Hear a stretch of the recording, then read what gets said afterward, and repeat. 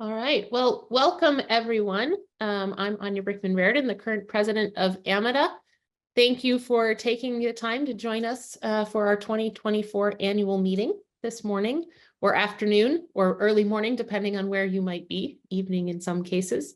First, I just want to thank our amazing board of directors and the many volunteers who have helped this year. We've had an exciting and full year of programming, which we will speak about more a little bit later in this meeting and as part of the subsequent business meeting. But to get things started and to do so efficiently, we are honored to have with us today MIT's president, Sally Kornbluth, joining us. Since arriving at MIT in January 2023, as many of you know, President Sally Kornbluth has focused MIT on making advances in a range of areas, from fighting climate change to helping make sure that AI is broadly beneficial, and to making sure that Kendall Square is also home to the next biotech revolution. She has done all of this while steering the Institute through a challenging year of discord and unrest on campuses across the country. The format today will be an interview format, and interviewing President Kornbluth will be Whitney Espick, who has been leading the Alumni Association since 2017. So thank you to both President Kornbluth and Whitney for taking your time this morning to be with us today. We are very excited to hear what you have to say. So we'll get started and I'll hand the mic to Whitney. Anya, thank you so much. And good morning to everyone, all of our alumni who have tuned in for not only the business meeting, but this fireside chat with President Kornbluth. We do have, just to stick with your agenda, have a tight time. So I want to just go ahead and get started with our conversation. Sally, good morning to you as well. Good morning. Nice to see you. All right. You know, as Anya referenced, it's been a really interesting year. And so I'm confident that there are a number of questions that, that are on your mind. We're going to try and cover a wide range of them. Lots of things about the Institute today, the current culture, priority initiatives, certainly touching on climate change, AI, the sciences, and beyond that. And we're also going to spend, Sally, a little bit of time on your own personal life and career trajectory. After all, you are one of the few women presidents of MIT, and we are with our alumni today. I'm also going to, let you share a little bit about your views on MIT's future and where you see us going. But, before we dive into all of those things, I want to give you a little bit of time to share with us your thoughts related to the recent challenges on campus. It seems, from my perspective anyway, like things are behind us for the moment. You've said frequently that the conflict in the Middle East's impact on campuses like MIT's, has been different than some past moments, certainly in recent history. I wonder if you wanted to just comment about your views on that. Yeah, thanks a lot, Whitney, and thanks for inviting me. So, from last October and throughout the spring, as you mentioned, this challenge really has been unlike past protest movements in that we weren't really dealing with one group in conflict with the administration. And, that's part of administration, obviously, to have some of that. But the difficult thing has been two groups in conflict with each other, and in part through us with each other. With respect to the encampment, which really was a flashpoint, it became a sort of a symbol for both sides. For those supporting the pro-Palestinian cause, it symbolizes a moral commitment that really trumps other considerations because of the immense suffering in Gaza. For the pro-Israeli side, the encampment delivered a constant assertion through its signs, through its chants, that those who believe that Israel has a right to exist are not welcome at MIT. And these things are really in tension. Now, as president, my responsibility is to make sure that the campus is physically safe, but also functioning for everyone, that our shared spaces and resources are available for everyone, and that everyone feels free to express their views and to do the work that they came here to do. You mentioned it was behind us for now. I think, we're seeing essentially a summer respite, but I have no illusions that this will bring an end to the conflict, as very, sadly, the war continues in the Middle East.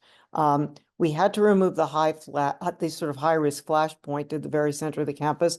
But I think, understandably, given the emotional involvement of so many on our campus, we're going to continue to see conflict through the fall, what we're working very hard on through the summer is to figure out how we, deepen our relationships with the students, faculty, staff on both sides of the conflict so that we can have, meaningful conversations outside of, urgent events.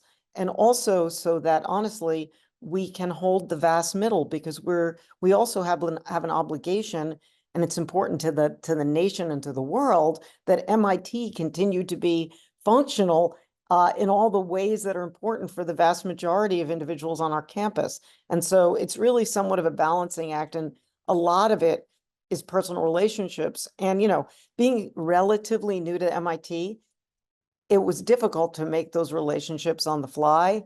But the upside is I think we came to, in some ways, much more sort of deep understanding than would have happened over several years of a Cobb presidency. So if I have like any slight upside of this whole thing, it's that it's been an accelerant in getting to know people.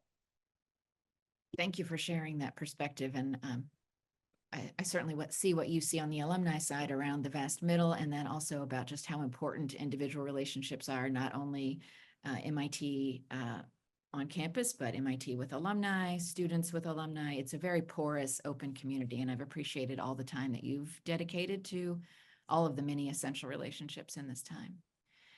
One of the reasons that it has affected the broad conversation in the country and on campuses is, the relationship to free speech. What can people say? And, that was an ongoing conversation at MIT prior to the Middle East issues. I wonder, our MIT Free Speech Alliance community has been supportive of MIT's direction in this time, but I wonder if your thoughts on free expression have changed at all under this current pressure test. Yeah, I mean, I think pressure test is right. This really has revealed where our systems work and where they don't. Free speech is a kind of funny thing. People are always defender of free speech when it's speech about the things they believe and care about. And then it becomes more difficult when you have to hear views that are really diametrically opposed to yours. This is particularly true for students who, this may be their first time coming into contact with things that they vehemently disagree with. And, this has been enhanced by social media where it's very easy for folks to live in an echo chamber. Mm-hmm. And so, students are used to, if you will, kind of just pressing a button and turning off the viewpoints that they don't like to hear. Right. And so, it was very clear before I came to MIT, and, I endorsed this when I got here, that we have a freedom of expression policy, if you will, or statement from our faculty that really makes it clear that we cannot have a truly free community of expression if some perspectives can be heard and others cannot. Diversity of thought is an essential ingredient of academic excellence. Now, part of the tension has been the line between freedom of speech and harassment. Some things that are said repeatedly can be so severe or so pervasive that they will constitute harassment. And we've been struggling, as have all of our peers, in delineating that distinction. We now have a committee on academic freedom and campus expression, which has helped a lot. They have helped us sort of start to tease out where that line might be, because a lot of things that you or I might not consider speech protected by the First Amendment is protected speech. And although we're not bound by law the way a public institution might be, that has been the policy of the Institute. The other thing I'll say on freedom of expression before we, switch topics is that from early on in my time here, I've tried to make a distinction for folks between what you can say and what you should say. And, the legal ability to say whatever you think is not always in accordance with living in a community where everybody has to be able to function, be productive, et cetera. So I'm trying to have people think twice before they say things that might be within the realm of the law, but that they know will inflame others on campus.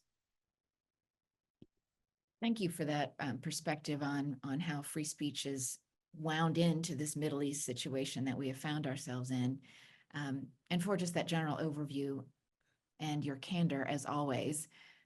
Your leadership in this time has been tremendously appreciated by those of us in the Alumni Association and people across campus. but we could talk about these topics all day. The news certainly seems to be able to. Yeah. So I want to suggest that we move on for now and move on to discuss other priority challenges that MIT is meeting. But before I do that, I wondered if we might do something like what I do when I meet a new alum frequently. I'll say, I wonder, could you tell me your MIT story? Kind of a wayback machine. I'd like to do that with you, Sally. For example, tell us a little bit about you as a young person. Where did you grow up? So I grew up in Fair Lawn, New Jersey. So it's a suburb about half an hour from New York City. So spent a lot of time in New York. I had a very typical 1960s childhood, you know, Fruity Pebbles, Hawaiian Punch, and TV, being able to sort of run all over the neighborhood, bike, et cetera. It's sort of, I think I had a pretty stereotypical, somewhat idyllic suburban childhood. Went to a large public, elementary school, middle school, high school. Probably the only thing that makes it a little atypical is that my mother was an opera singer, at the Met and City Opera, et cetera. So there was this sort of glamorous piece of life that was a little unlike that of my peers. But for the most part, when she was home, she was just another New Jersey mom. So I had a pretty standard childhood, I think. And you're a little bit of a singer yourself, aren't you? Not opera, I know, but Not you do opera, yeah. a little bit of a cappella in your Yes, in yes, your back pocket there. indeed. So, with that as your background, how did that influence your worldview? Kind of speeding up a few years. How did you sort of end up thinking about who you wanted to be and what you wanted to study? I think that, and maybe this was a mindset of the time, but also just something that my parents inculcated. I really always believed all things were possible. There was never any constraint on what I wanted to do. It was do whatever you want. If you work hard, if you, apply yourself, you can really do anything you want to do. And, I was fortunate that it was, a really great education. The schools I went to, as I said, large public schools, but really, wonderful education. And my parents were extremely encouraging of anything I wanted to try or do. It was a little bit, I was an only child, maybe that helped afford them the means to do that. It was a little bit, I always wanted to have siblings, but there were tons of kids in the neighborhood. So I always got to sort of do things that were fun, but also if there was something serious I wanted to learn about or to try, I was always really encouraged. And, I tried to do that with my own children as well. When they were interested in something, just, encourage them, indulge their interests, and just kind of follow where they're going. That worldview persisted, honestly, even in, mentoring my PhD students. Mhm. Like each student had a different motivation, a different goal, and really try to encourage them to get to that goal and encourage them that anything they wanted to do was possible. That's a fabulously optimistic and positive perspective, and it seems to have served you well. So anything was possible. You chose to go to Williams and got a BA in political science. And then naturally, as most political scientists do, you go on to study cell biology at University of Cambridge. What drove that pivot? It's interesting because I think we're all very influenced by the teachers we have. And I just had a fabulous political science teacher in high school. It was unusual to have a really good political science program in a high school. She got me really interested. So I go off to Williams. I decide I'm going to be a political science major. I'm happily doing that. In fact, I was a freshman tour guide, and I remember taking people to the science quad and saying, I'm sure this is lovely, but I'm never going to take a science class. The thing is that Williams had other plans, which is you actually had to take some science classes to graduate. And there I was also influenced again by an amazing teacher, Professor Bill DeWitt. I took a biology course and I was so captivated by it that I started to take more and more biology, even though I finished my political science major. And, it was interesting. I think for a little while, I thought maybe I wanted to go to medical school because I think that was sort of the, you know, biological interest. I was interested in medical problems, but the more I sort of learned and read, the more I thought I'd be interested in research.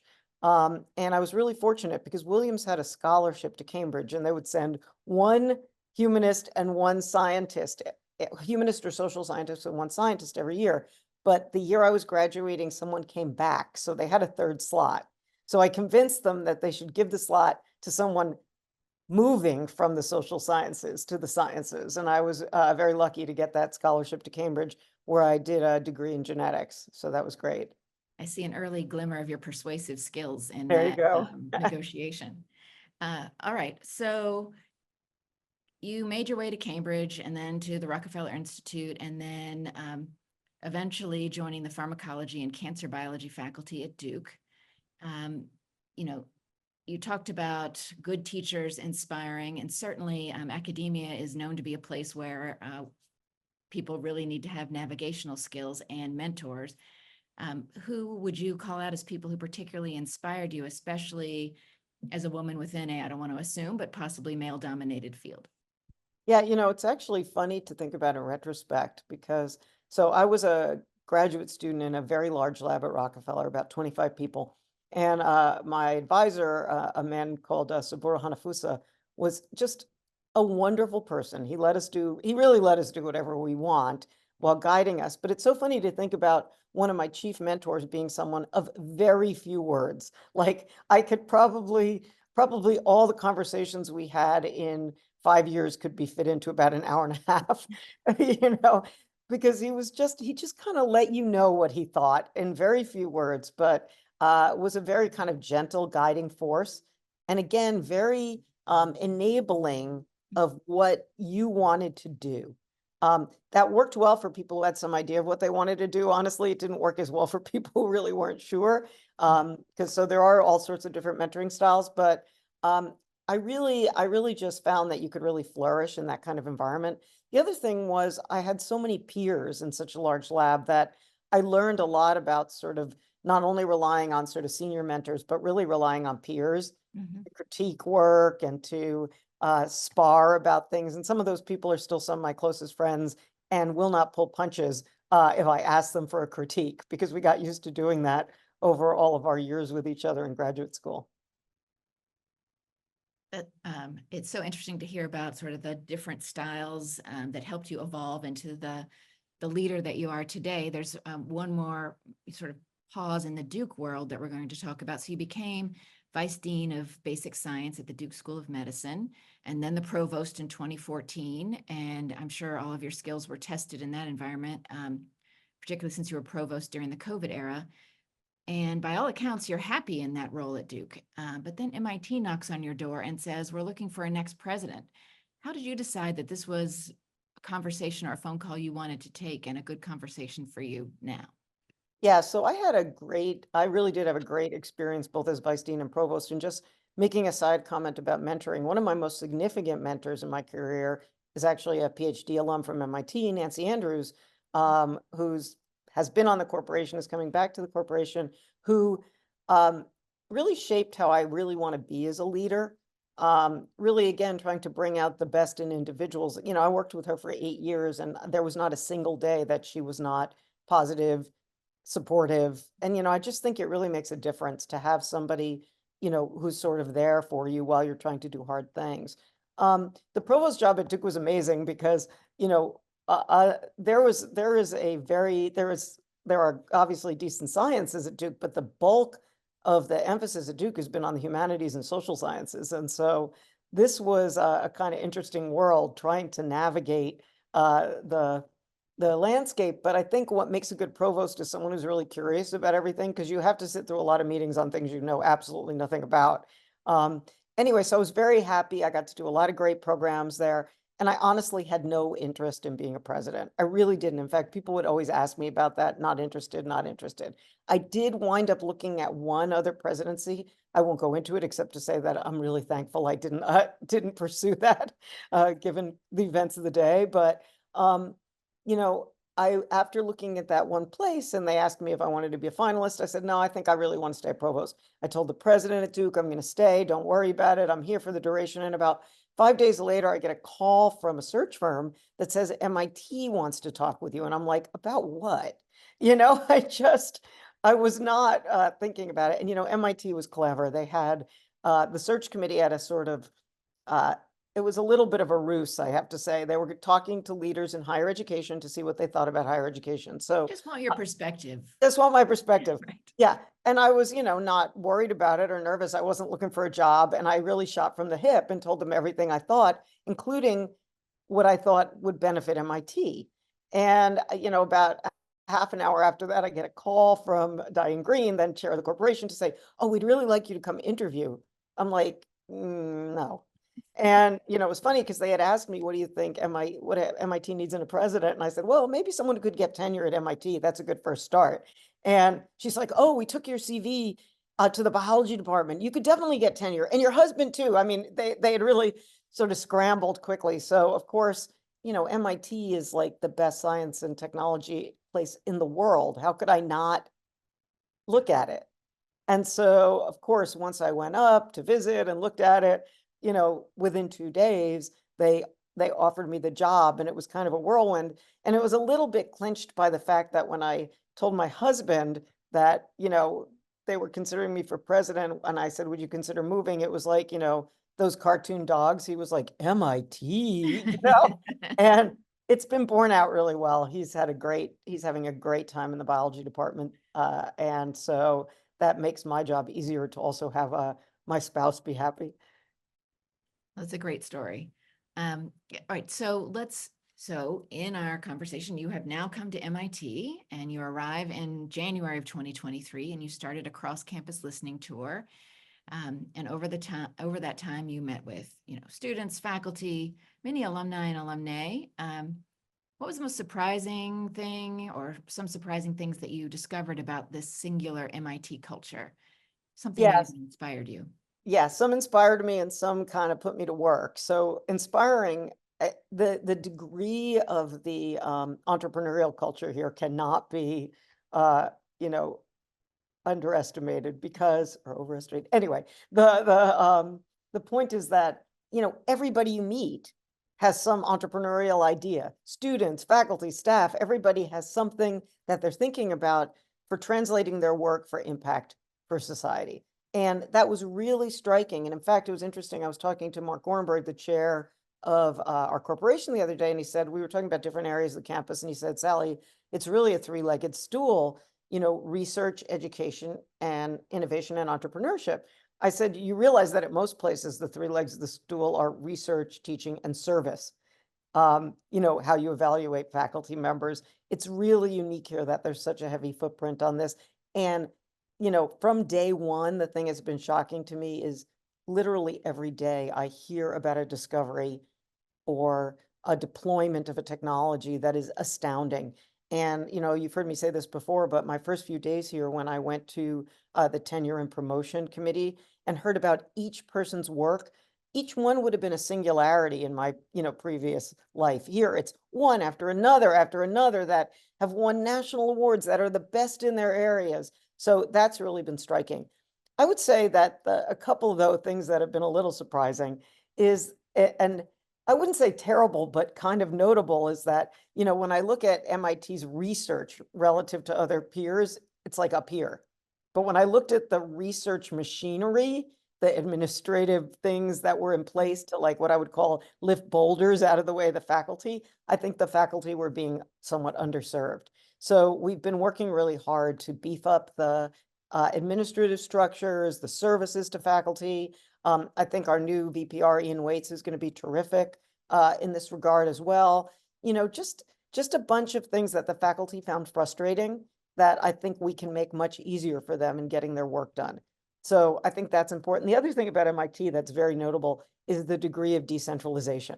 Now, that goes hand in hand with this incredible entrepreneurial spirit, but like, everybody is doing something different. And that is a sort of a challenge in getting people coordinated to move together in a large effort, like the climate change piece we're putting in place. So it's been really fun and interesting, but an interesting challenge with so many areas of strength. worthwhile investment of time, and certainly will shape the Institute into the future when you're able to make progress on that. I want to shift to something that may be of kind of almost more personal intellectual interest to the women gathered today. I've heard you talk about meeting Nancy Hopkins, and I Yes. just wonder, what are your thoughts on what Nancy and her colleagues were able to accomplish, and how do we continue to remove the roadblocks of opportunity for women in STEM? Yeah, I just remember hearing about Nancy's work, from afar and being inspired. And then, I read, there's a book out by the journalist Kate Zernike about Nancy Hopkins and her work that I read. And then it was like, meeting a personal hero when I got to talk with Nancy Hopkins, face to face. And, what she did was really speak truth to power. And what she did that was really particularly MIT uh, typical was use data to make her argument. So it wasn't just a random notion that women don't have as much space as men or as many research resources, et cetera. It was really data driven. And I think, because of that, we have now gone back and in essence redone the Hopkins report and looked at the square foot assigned to each woman faculty member, looked at the salaries, looked at the startups and resources. And, I'm very happy to say that MIT has come a long way, which is we don't see discrepancies. We don't see that women are treated less than equally on the MIT campus. And I think the important thing now for us is not to lose the gains that have been made, to really make sure, not just for women, but for underrepresented minorities across the campus, that everybody has equal opportunities and that we really create an inclusive environment so that women want to come here, underrepresented minority faculty want to come here, because all opportunities are available and open and equal, and resources are distributed in an equal way based on people's accomplishments. That is fabulous to hear that we've done our own look in the present day at where we are, and that we feel that we're at a good spot.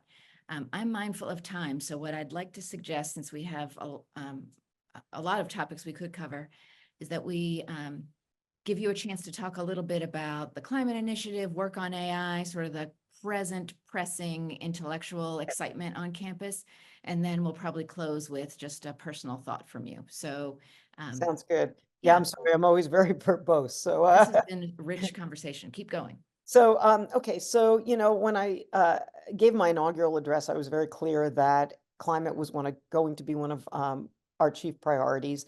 And, the climate piece has been interesting because, between 20 and 30%, depending on how you count it, of the Institute already works on climate. So my goal now is to organize it, as I mentioned, in a way so that, we can harness all of this great entrepreneurial spirit to accomplish big things together. And so what we've done is, rather than a school invested in bricks and mortar, we've established the Climate Project at MIT, which is essentially a series of focused, Manhattan Project-like missions, whether it be decarbonizing industry, whether it be bringing, oh, they're posted in the chat. That's really great. That makes it easier. Anyway, we've got decarbonizing energy, restoring the atmosphere, empowering frontline communities, building, adapting healthy and resilient cities, inventing new policies, wildcard. And wildcard is for every new thing that might come up.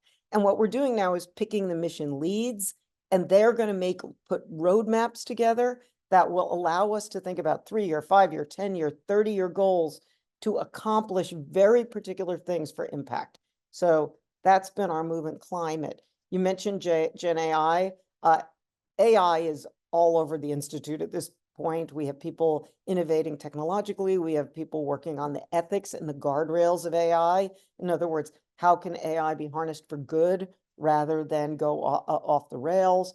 And what we did, just very briefly, is, a number of months ago, soon after I came in, we decided to really harness MIT's intellect to think about how AI could be applied in many different walks of life. And we put out a call for papers, and we got a ton of response. We selected the best. 27 papers were developed by the faculty using some funds from a generous donor, Thomas Tull. And what happened was these papers have now been posted online with no advertisement, and there's already been 60,000 downloads.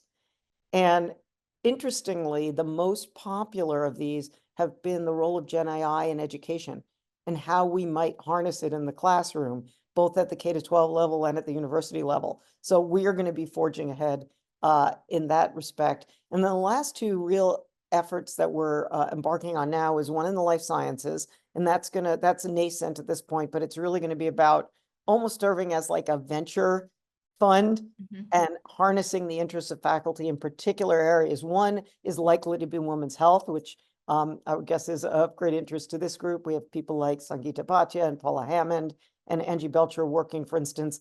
They say they're going to cure ovarian cancer in 10 years, and I believe them. And so we want to harness these efforts and essentially provide seed funds to get, ventures off the ground. And then finally, we are now investing in a new humanities collective. And that really is about how we can organize in the humanities to both make better ties to the rest of the campus and enhance the scholarship of our humanists. So that's what we're getting out of the gate with now. And I'm excited about all of these endeavors. That was a fantastic omnibus of what's going on the research side right now. And so when people see the #1 rankings or the high rankings that MIT achieves, it's certainly about our undergraduate and our student operation, but our reputation rests in that research, and it is still strong and continues to power forward, which is great to hear from you. Well, so I think, kind of we've covered the waterfront of what's going on campus, and we've learned some about you and how you ended up here, what your MIT story is and your arrival here and what you've observed. I wonder if, just in closing, you have any reflection on someone in this group. Many have, younger sisters or nieces or granddaughters who are, middle school and high school. Thinking about them, if they're thinking about coming to MIT, what thoughts do you have about what the strengths are here that should attract them? What are your thoughts about that? Yeah, this goes back a little bit to my comments on my childhood, which is I think what's really attractive about MIT is that anything is possible here. So any crazy idea you have can be encouraged. The students can just do things here that you can't do at other places, whether it be in our maker spaces or our glass lab or through the Europs. It's just a real playground for someone who's curious and, inventive and innovative in a way that you don't see at other places. The other thing is that these students are going to find a community of other students who share these enthusiasms. I mean, I hear over and over again from students here that they come here and they find their people. And, I think that's reflected in sort of the robust alumni participation as well, that people find other people that share their passions. And I think, now we're at the undergrad level, I think it's like 48% women. We're getting close to parity. And I think that the women students thrive here and just have a whole host of opportunities that will set them up for wonderful success later in life. That's fabulous. President Kornbluth, Sally, thank you so much for this time. I'm going to do some applause that represents all of the virtual applause in the, Thank you. in the Zoom room. It's been a real pleasure, as it always is, to sit with you for a little bit and hear your thoughts. And so thank you to everyone who attended and for AMITA for organizing this. I'm going to hand us back over to Anya to lead you all into your business meeting, I think. But Anya, go right ahead. Great. Thank you, Whitney, and thank you for leading such a wonderful conversation. And also to, of course, President Kornbluth, for your candor and sharing some of your story, your thoughts on MIT, navigating leadership and professional paths. I also want to note that with this conversation this morning, President Kornbluth has helped us carry on AMITA's tradition of inviting women who hold the Ellen Swallow Richards Professorship Chair as the keynote speaker of our annual meetings. And as many here will know, the Ellen Swallow Richards Professorship honors the pioneering spirit and professional achievement of Mrs. Richards, the first woman graduate of MIT, alumna of MIT, and was established to strengthen the role of women on the MOT faculty. So we are delighted that President Kornbluth is carrying on this legacy through her research and leadership of the Institute. So thank you very much for your time. And we have a few more things we want to cover in this morning's meeting. As I mentioned at the top of the hour, it's been an exciting year with some major initiatives. And I would like to hand the mic over to our incredible archivist, Colleen, who has been leading some important work to document the story of women at MIT in multiple ways, and has some news for us. So Colleen, the floor is yours. Thank you. Great. Thank you, Anya, and thank you, President Kornbluth, as well. I enjoyed hearing from you, and I'm looking forward to seeing more of this great work that you've talked about. I'm going to share my screen. I have a few slides to share.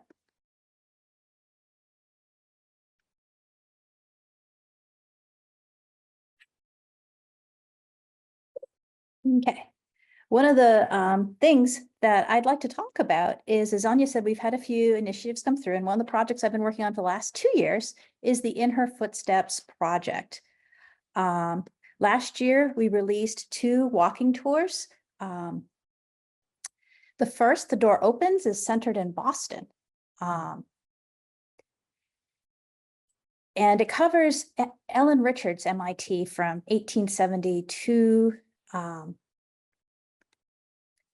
1911. The second, Through the Open Door, begins with MIT's move to Cambridge in 1916 and features women through the present day. In fact, we have a entry for Nancy Hopkins on this Cambridge tour. If you're not up for a walk, the tours easily toggle between walking and driving mode, or you can enjoy it as a virtual tour, because we all know how Boston traffic is. Who wants to drive that? From your desktop. With the in-depth backstories, images, and additional information offered, our In Her Footsteps project team created not just a walking tour app, but an interactive guidebook to alumni in women's history at MIT. Since its release in May 2023, we have seen over 20,000 visits across all pages, and each tour is highlighting 9 to 10 locations. You can find our tours on the AMITA website at the link shown there, or if you start from our homepage and go to our initiatives, you can also find it through the initiatives page. Now, the March to Suffrage is the next chapter in the In Her Footsteps walking tour series, and it will launch on August 27th, 2024, on Catherine Dexter McCormick's birthday. This tour is going to follow the path of the great Boston suffrage parades in 1914 and 1915 to explore MIT's connection to the women's suffrage movement. In fact, a number of our alumni had homes that were right on the parade path and walked in these parades. So we really are truly walking in their footsteps when we take this tour. This tour is going to introduce you to MIT women and men who supported suffrage, and some who were opposed. The community, then as now, was very independent, and not everybody agreed. And the question of women's suffrage was a deeply divided issue at that time. Now for some bonus content. While researching all the amazing women alumni, I discovered a story that I couldn't wait until August to share. In 1909, as lilacs and rhododendrons were blooming in Boston Gardens, this time of year, the Votes for Women Committee embarked on a series of open-air meetings to educate people about the importance of women's suffrage. The committee members represented multiple suffrage organizations, but notably, and this was the part that as I was going through these newspaper accounts, I discovered 3 of the 9 committee members were organizers. That was Mary Hutchinson Page, class of 1888, Helen Schlesinger Parker, class of 1897, who was the chair of the committee, and Catherine Dexter McCormick, who earned her biology degree in 1904. And 4 of the 11 regular speakers were also MIT alumni, the 3 I mentioned already, plus Florence Luscombe. And in fact, Florence got her start as a speaker in the suffrage movement from this open air tour. And in years to come, she would be recognized as one of the preeminent and most influential of the suffrage speakers. So I'd like to invite you to join me for a trip through history with the MIT alumni and the Votes for Women Committee interactive story map. This application is a little bit different than, say, those of you who might be familiar with the timeline or the tour. And I'm going to take you through some of the highlights. Part one, I want to give you some background. Up to this point, suffrage meetings were very formal affairs. Lectures and events were announced well in advance in the newspapers and then reported. If you're looking through newspaper archives, you see the event mentioned multiple times in the index, and then they all ran the same story in the days to come. However, innovators like Mary Page realized that the only people who came to these events were the ones who had already made up their minds. In this example from a suffrage festival night, they talk about the pageantry and the color, and 600 to 700 sat down at a banquet table. That doesn't sound like a really great chance to discuss the need for suffrage or to convince people to support suffrage. It sounds like a wonderful event where we can, share our experiences and earn some money, perhaps. So Mary knew that the suffragists needed to educate ordinary people, especially the men who could one day be the ones to vote to grant women's suffrage. It sounds a little backwards. The women that were campaigning for suffrage had to be able to persuade those who could already vote. The open air campaign was a major paradigm shift from these very distinguished meetings to something out in the open that was a little less predictable. Also, at this time, it was not considered proper for women to speak in a public place or engage in a public demonstration, like stand on the corner, hold a sign, hold a banner. That just wasn't done. This was going to be a great experiment. On June 12th, with the sun shining and the Votes for Women banner flying from Catherine McCormick's car, they left Boston. I have not been able to find a picture of her car or the make and model, but I can just imagine. Helen Parker, the committee chair, called the first open air meeting to order with a historical sketch of the movement in America. Catherine McCormick spoke on the needs of the state for the women's ballot. And this little grainy picture here is a picture of that first open air meeting. No one in particular is identified. And you can see the crowd was a little bit small at that time. Now, the Saturday open air meetings were such a great success that they decided that they would also hit some of the neighboring towns. As they would go to one meeting, they would then go to some of the neighboring towns. They generated a lot of positive press, free publicity for education. And they wondered, could we build on this? And they did. Beginning in July, the committee added visits to popular beaches on Wednesday. Florence Luscombe writes, on Wednesdays, the market man's day off, the seashore is almost as well attended as on a Saturday. Mary Page was among the speakers that day at that first on the beach meeting in 1909. And at right, you see a postcard. I mean, as a historian, you love to get a piece that you can say, yes, this was definitely from 1909. Well, in this particular postcard, actually had somebody who had written in July 1909 to their relative. So you knew this is a 1909 postcard. It had the postmark on it. So this is something that came right from that time frame. And they were not allowed to speak at the speech. So what they did is they found a little tiny right of way, which was neither the beach nor anybody's property. And they spoke from that sliver of land. Now, in August, the Votes for Women Committee announced plans to reach an even wider audience. They decided that teams of 4 would travel by trolley across the state, carrying everything they needed for an open air meeting: banners, flags, flyers, and buttons. When I first saw this picture, I thought Edith Haynes there on the left was carrying a shotgun. I mean, doesn't she look like, it's like, wow, would not want to bump into her. But that turns out that's one of the banners or flags that they would have used. And that is virtually nearly all the luggage they were traveling with. Each woman got 1 suitcase, and there was a 5th suitcase that had the equipment. Phoebe Dwight, an embedded reporter for the Boston Traveler, wrote, Instead of the much talked of one-night stands of the actor, they are to make 3 stands a day with trolley jumps in between. In the 28 days of the trip, they expect to cover about 1,500 miles by trolley. The Fitchburg Centennial described the teams as a flying squadron, and the name followed them for the rest of the tour. And when I first heard this name, I thought, I was thinking little biplanes buzzing around, the flying squadron of suffragists bringing their message. And then it occurred to me, 1909. Aviation was a brand new technology at that time.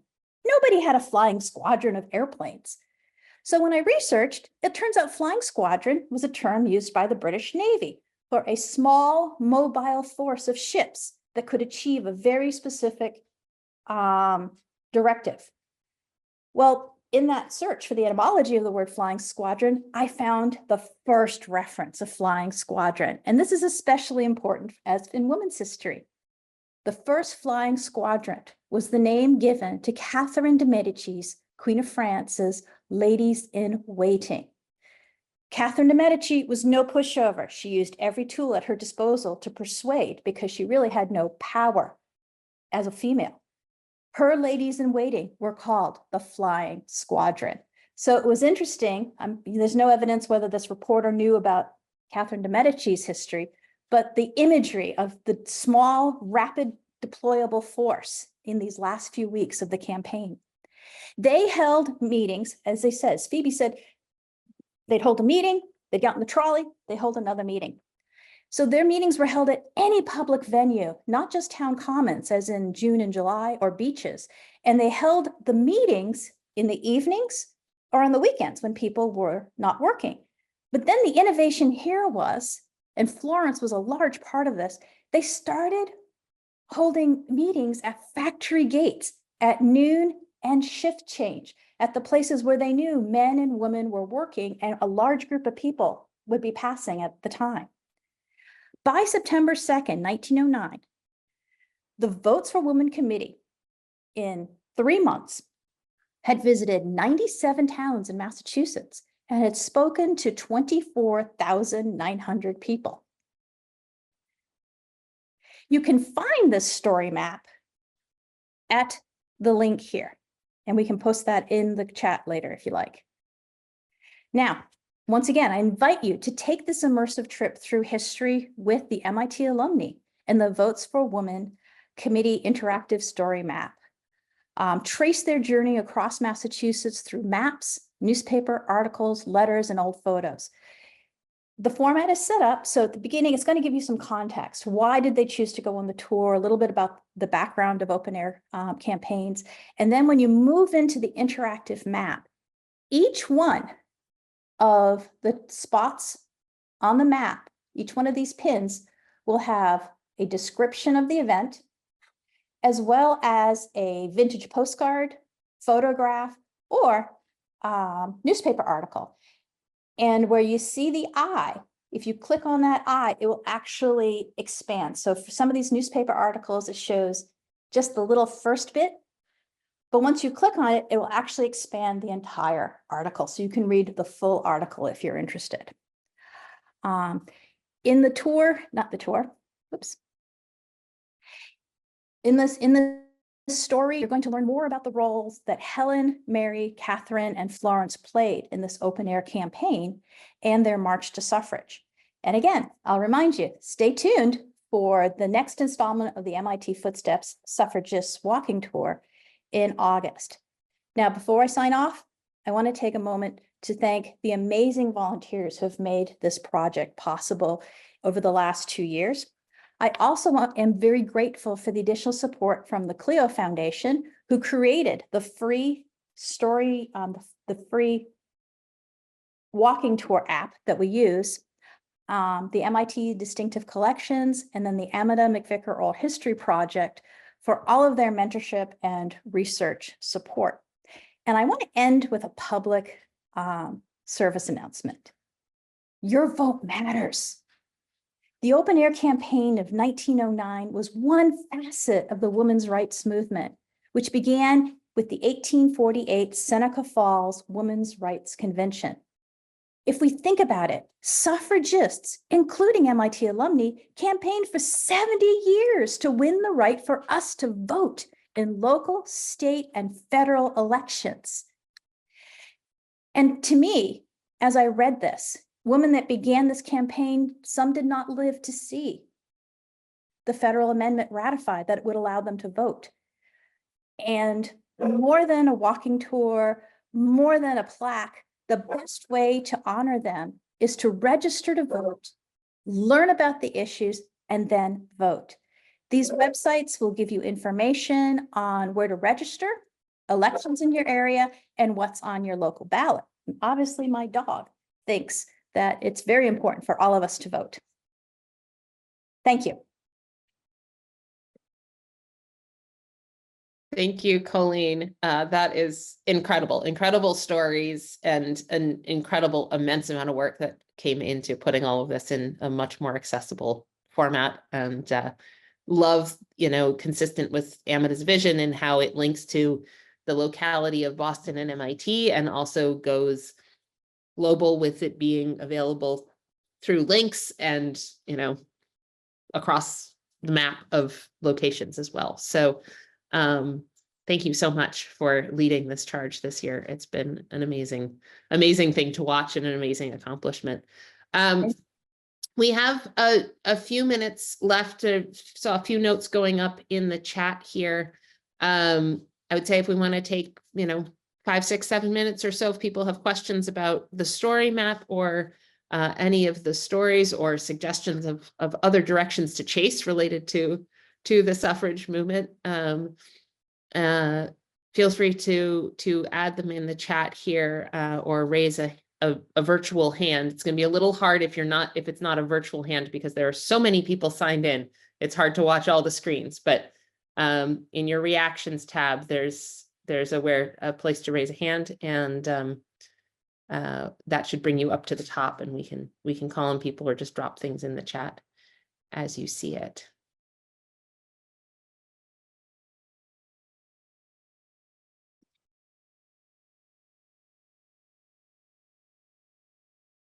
Megan? Hey, everybody. Colleen, this is fabulous. Thank you. I really believe that we have to look back to see forward.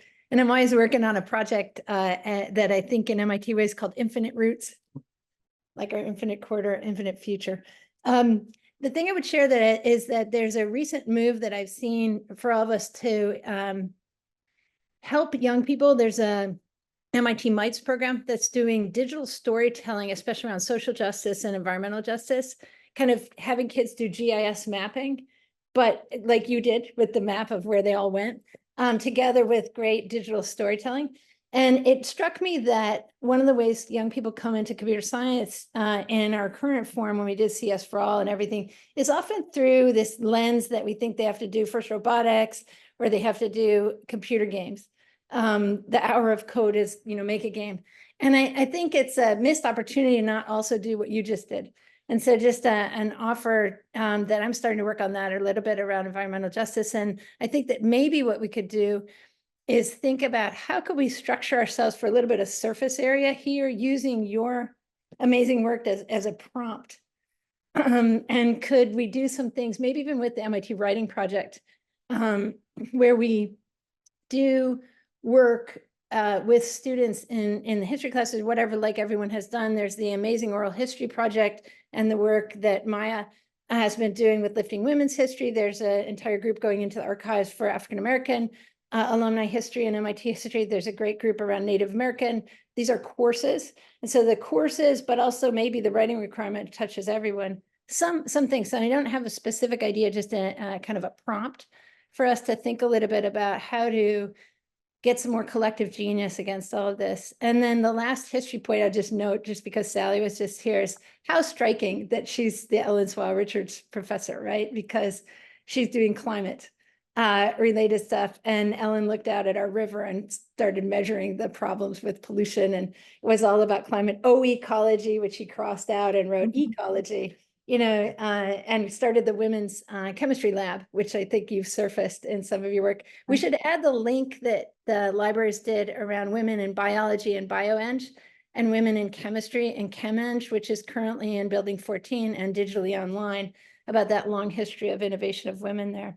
So anyway, I think that we suffer a little bit in women's causes because we technical women are pretty invisible in sort of women's causes leadership. On the board of Vital Voices. And then we suffer in tech because women are a bit invisible in STEM and tech. And so we need the visibility of our technical women. I'm often trying to get the X Prize to do a reproductive X Prize in the spirit of Catherine Dexter McCormick. I mean, why wouldn't we do that? And so maybe, with Sally's new initiative, we can get moving, because it seems to mess up, the abortion issue seems to mess up our politics a lot. And we have a lot of rights that we need to get, which we could get through science, as Catherine led on. Thanks, everybody. Yes, Megan, I can definitely support what you're saying about looking at not just individuals as the movers behind the cause, but the collective. That's what this campaign was so interesting to me. Is one of the times where I could see, all of these alumni, Florence was a speaker and she'd be dispatched all over the country. Catherine Dexter McCormick was an amazing administrator and organizer. She was working at the national level. We had all these women working on their areas of gifts and grace, yet they would come together to create these things that were larger. And the other thing that I've enjoyed finding is I'm doing the research on the tours, finding the woman, not just the Catherines and the Florences, that you can't walk into, the Seneca History Museum in New York without bumping into one of these ladies.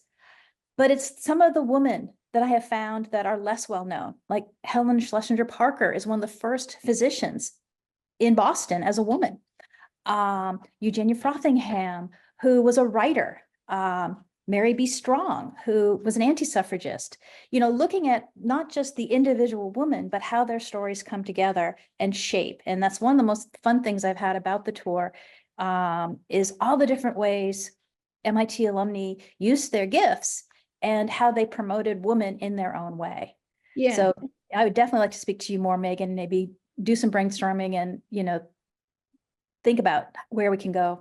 That sounds good. I added 2 other things into the chat just for us. One is Jane Addams, who of course was considered the most dangerous woman in America, invented social work and won the Nobel Peace Prize. She worked with Florence Kelly, who's less known. And we think about smart cities today. And there was Florence doing all the data science for Chicago at the turn of the century, not about smart city, but about wise community, including all the community. And of course, Ida B. Wells, who worked with all of them, who is arguably the Black Lives Matter data scientist of the 1800s and doesn't win the Pulitzer Prize until 3 years ago. I'll add this thing for you all, which is when Ellen Swall Richards went to the Chicago World's Fair, and there was, everyone was welcome, except women could have one building. Mm-hmm. Ida and Frederick Douglass protested that fair for 3 years to try to get an African-American exhibition, and were not allowed. And this particular document, the reason why, which is Ida's other seminal publication, which, trigger warning, there's some of the lynching images in there, lists all of the inventors, sculptors, architects, all of the African-American leadership that would have been in the Chicago World's Fair. And I often use that list juxtaposed to CES today to share that we don't have a pipeline problem, we have a culture problem. So the other thing I'd encourage us is to do the extra digging to find our sisters of color who were involved in all of this too, and just make sure we're threading those histories when they were threaded and when they weren't threaded, because they were all working together and not together in this work. So thank you so much for this amazing work. It really impacts the future. Thank you. Yeah, thanks for that. We're coming up on time. I want to note a few other things that came up in the chat here, just for those who aren't tracking the chat, because of course we have multiple channels happening.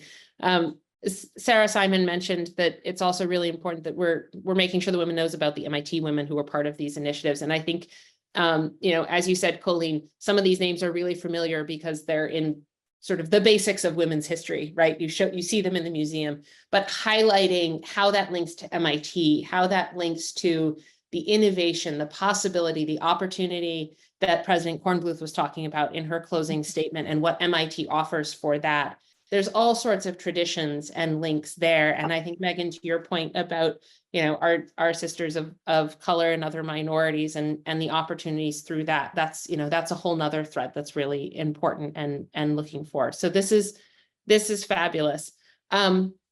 Mention of the oral history, there are ongoing initiatives to collect oral history. We've spoken about them before, and I know there's some information on our website about that. Maybe Colleen and Marissa and others, we can follow up in our follow-up email to sort of point people back to the oral history project, since it isn't something we highlighted this year, but we have in the past, and is certainly ongoing in collaboration with MIT. And in terms of continuing these discussions, I know we're running slightly over time here, but part of the conversion to our new website and HiveBright is to allow for there to be a community and some forum and opportunity for ongoing discussion. So please make use of that.